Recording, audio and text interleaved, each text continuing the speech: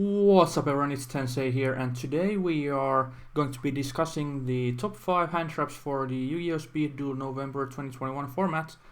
And this is a discussion that's not really had in the Speed Duel format that much, since hand traps aren't that big of a part in the game compared to advanced format. But I mean, people play hand traps in almost any deck, like not literally any deck, but quite a lot of them. So I'd like to first give a shout out to Master Craftsman Gamil for being a 300 attack boost that's kinda surprising from the hand, but still sucking because it's just not enough. But hey, it's cute, and yeah. Without further ado, let's get on into the top 5 then. I'm going to give the number 4 spot for Gentlemander. Now, Gentlemander is a little outdated and does not see as much play as it used to. Back in the day, it was very formidable with less outs to the Gentlemander lock, which is caused by having 2 of them on the field, and the result being that your opponent just can't attack you if you control 2 Gentlemanders. Now, in current speed duels, almost any deck plays Book of Moon that immediately outs this, and there's just more in-engine removal like XYZ Dragon Cannon, and Moth is really popular, and just there are lots of outs to this, and it's just not going to be as successful as it has once in the past. But I still think it deserves this number 4 spot for potentially being able to ruin your opponent's game if they did not prepare adequately enough. Number 3 hand trap in current speed duels is DD Crow. Now, DD Crow is really cool, and it has seen play in both speed, and it's even been in like pretty modern Yu-Gi-Oh! That's just a quick way to disrupt your opponent's grave from hand, making it hard to disrupt. Currently it's, well, I'd say it's not super popular to play, mostly because the side deck is really small, so you have to be really careful what you do with those 6 spots.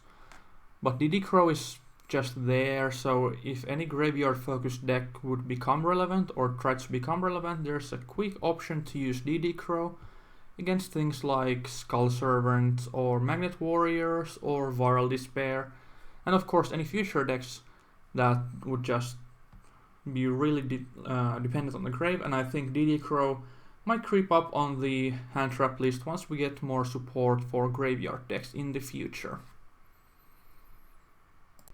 The second best hand trap in speed duels right now is Sphere Kuribo. Now, Sphere Kuribo has a lot of good upsides to it. It's dark, so it combines with Allure of Darkness, and there's lots of other good dark monsters, of course, in the game.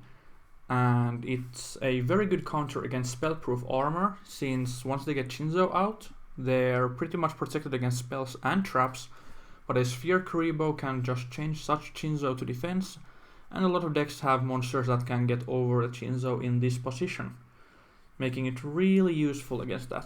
But even against like other decks, like Stop a Breaker, it goes to defense, you avoid damage and make it go to 1000 defense. And if you play a ritual deck like Relinquished, you even get added value from the Sphere Kuribo in grave, although Relinquished is not at the best spot right now. But yeah, hey, you might see it. It's cool. I like Relinquished, if not that it matters much.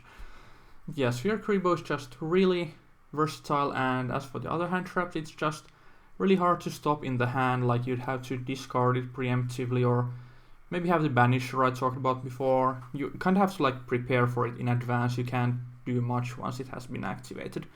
Besides, like, I don't even know if there's any like relevant monster effect negation right now that would stop Sphere Kuribo. But yeah, really versatile card, good battle trick, and we'll probably continue to see play unless we see some really ridiculous cards coming out.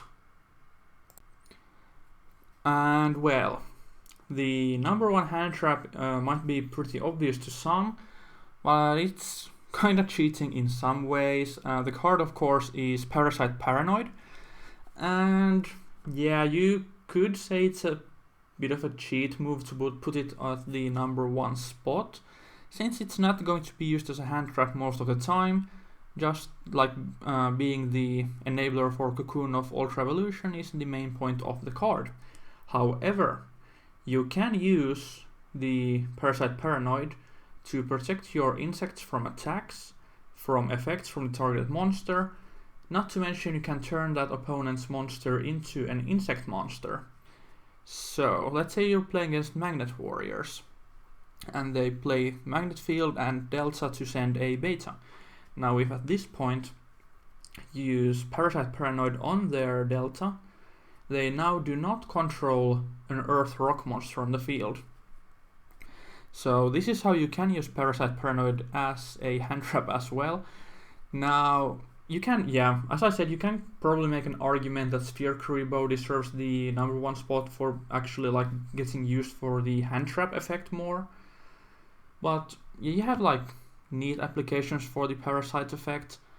Just one day I tried to attack a Perfect Ultimate Great Moth after using Lost Wind on it, but then my opponent uses the Parasite on my monster, so now I can no longer attack the Moth. So if you do not remember that Parasite comes up as a hand trap, you might just lose some games playing Moth. So I mean, it is relevant sometimes, not the most relevant effect, sure, but yeah, I still think it does deserve the #1 hand trap spot. But yeah, that's it for my top 5.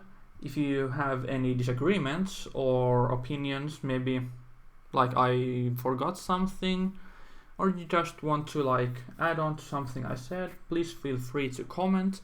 And if you like this video, and subscribe for my future content if you enjoy my content. And yeah, that's it for this one. Goodbye, guys.